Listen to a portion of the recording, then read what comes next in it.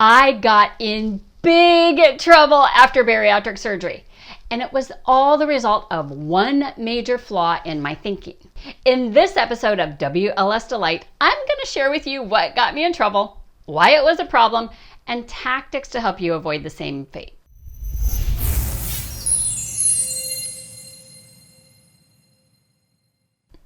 When I had surgery 20 years ago, I began my journey with the mindset that I was all in and willing to do whatever it took to stick to the program.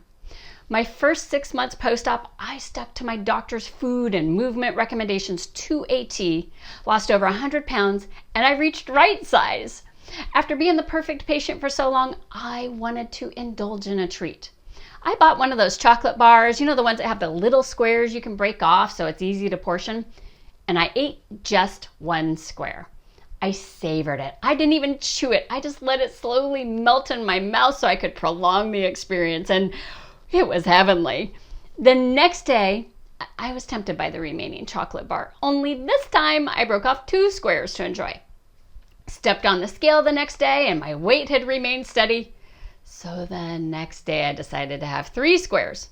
Didn't get sick, didn't gain weight, but at this point, I was starting to feel a little bit guilty.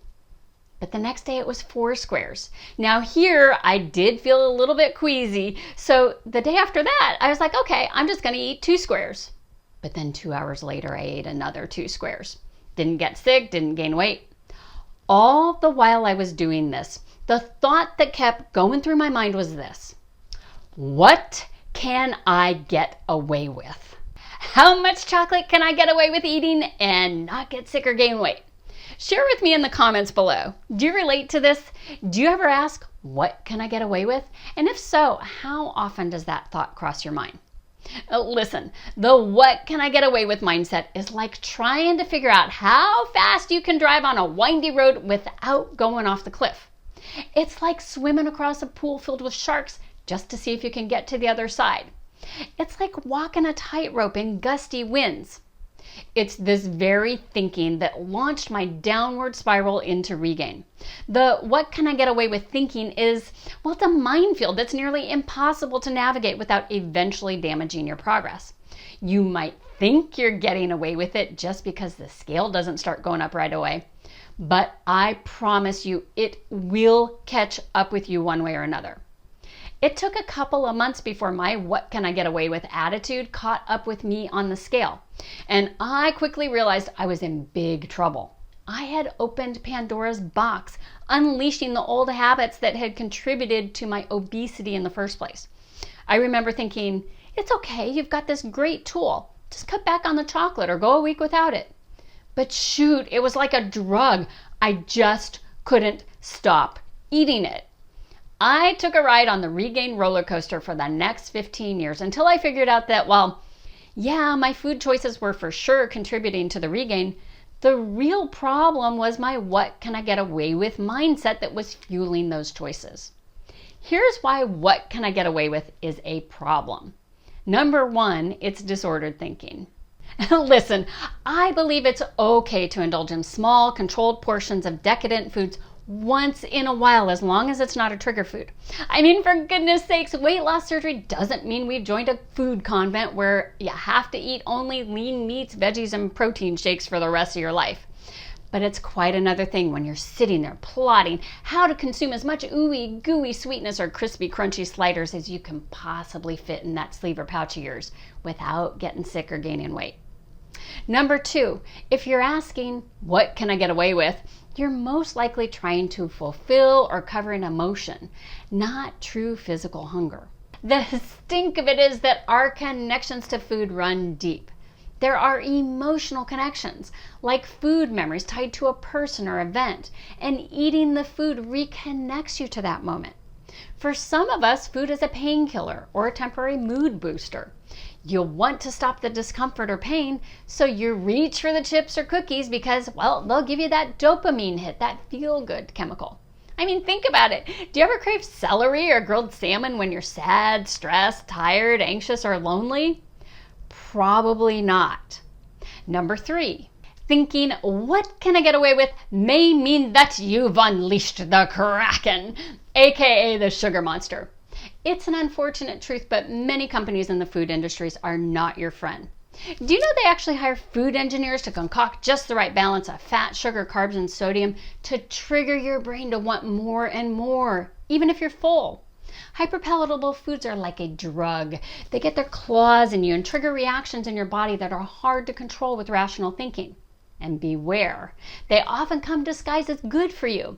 Some protein bars, protein shakes, and yogurts are notorious for misleading packaging. A 2019 study reviewed more than 7,700 food items in the USDA's Food and Nutrient Database. They found that 62% of the foods sold in the US are hyperpalatable. What's even more shocking is that foods labeled with words that imply they're a more nutritious choice, words like no fat, low fat, reduced fat, sugar-free, low sugar, or low calorie, 49% of those foods are categorized as hyperpalatable. That's a lot of opposition to right-sized living. The what can I get away with mindset is driven by disordered eating, emotional eating, and engineered foods. Yeah, it's a challenge, but it's one you can overcome. Breaking free from the what can I get away with mindset was a major factor in shedding my 50 pounds of regain in 2017 and keeping it off ever since. Here's what to do the next time that dangerous question pops into your head. Step 1, recalibrate. By the time you realize it's an issue, the what can I get away with mindset has most likely become a habit. Recalibration is the first step to breaking free from that rut. Here's a quick tactic that'll help. Look around the space that you're in and one by one identify 3 things that you haven't noticed before. If you're in a familiar environment like your home, look for intricate details and things that you haven't paid much attention to. Perhaps it's the background details in a framed photo.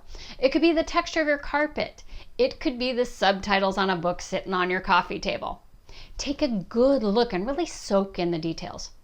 Now, I know that this might sound a bit nutty, but by looking in different directions to find these 3 objects and by honing in on the details, you've just accessed different parts of your brain and broken free from the what can I get away with trance. Now you can move on to step 2. Identify what you're really feeding. Are emotions triggering you? Do you feel overwhelmed, fearful, insecure, anxious, hurt, lonely, bored? Are you uncomfortable about something you don't want to face? Are you procrastinating? Have hyperpalatable foods unleashed the Kraken? Is your brain looking for a hit of dopamine? Sit with the emotions and feelings. Experience them. If you're in a position where you can journal about this, that's even better. It'll help you work through the emotion and talk through the situation, riding from the crest of the emotion that's as enormous as one of those big barrel waves that every surfer dreams of, until it recesses into a gentle ripple. Step 3, uncover what will nourish you. There are many types of nourishment: mental, physical, spiritual, emotional.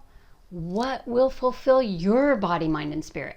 The goal is not to scratch a temporary itch, so to speak, but to really, truly nourish your life with things and experiences that will enrich it for the long term. Will the action you're about to take make you feel better or worse 30 minutes from this moment, an hour from now, a week from now, a year from now?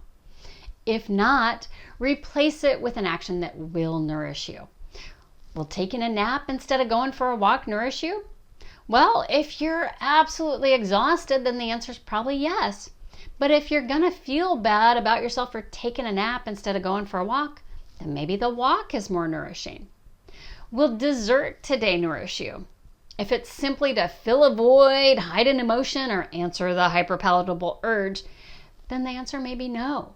Yet, if it's splitting a decadent dessert with friends during a nice meal out, it might be part of a shared experience that nourishes you. If so, go for it. The what can I get away with mindset is messing with fire. So the next time you find that question crossing your mind, recalibrate, identify what you're really feeding, and uncover what will truly nourish you. And more importantly, be patient with yourself. Chances are the what can I get away with mindset has been your companion for a while. It will take consistent practice to quiet that voice and replace it with one that better aligns with your desired lifestyle. Until next time, live with purpose, live with courage, and live with delight.